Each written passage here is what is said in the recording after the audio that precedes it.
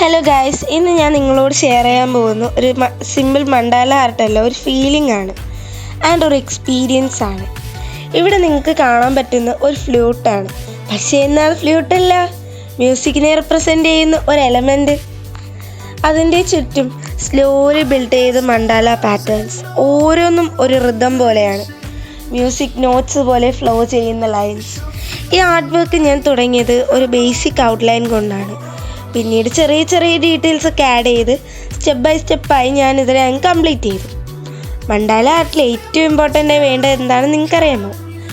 അത് പെർഫെക്ഷൻ അല്ല, അത് നമുക്ക് ഒരു കോൺസെൻട്രേഷൻ ആൻഡ് പേഷ്യൻസ് ആണ് നമുക്ക് ഏറ്റവും ഇമ്പോർട്ടൻ്റ് ആയിട്ട് വേണ്ടത്.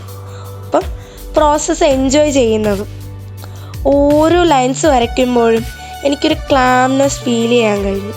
പുറത്തെ ഡിസ്ട്രാക്ഷൻ എല്ലാം നമ്മൾ ഇതിലൂടെ മറക്കും. ജസ്റ്റ് ഈ ഡ്രോയിങ് മാത്രം ഫോക്കസ് ചെയ്യാൻ പറ്റും. ഇവിടെ ഞാൻ ഉപയോഗിച്ചത് ഒരു ഡ്രോയിങ് പെന്നാണ്. പക്ഷേ എന്നാൽ നിങ്ങൾക്ക് ഒരു സിമ്പിൾ ബ്ലാക്ക് പെൻ ഉപയോഗിച്ച് നിങ്ങളുടെ ഇമാജിനേഷൻ വരയ്ക്കാൻ പറ്റും. നമുക്കൊരു ഇമാജിനേഷൻ ഉണ്ടായാൽ മതി. അതിനെന്ത് ടൂൾ വേണമെന്ന് നമുക്ക് ആവശ്യമില്ല. നമ്മുടെ കയ്യിലുള്ളത് വെച്ച് തന്നെ നല്ല ബ്യൂട്ടിഫുൾ ആയിട്ടുള്ള ആർട്ട് ക്രിയേറ്റ് ചെയ്തെടുക്കാൻ പറ്റും.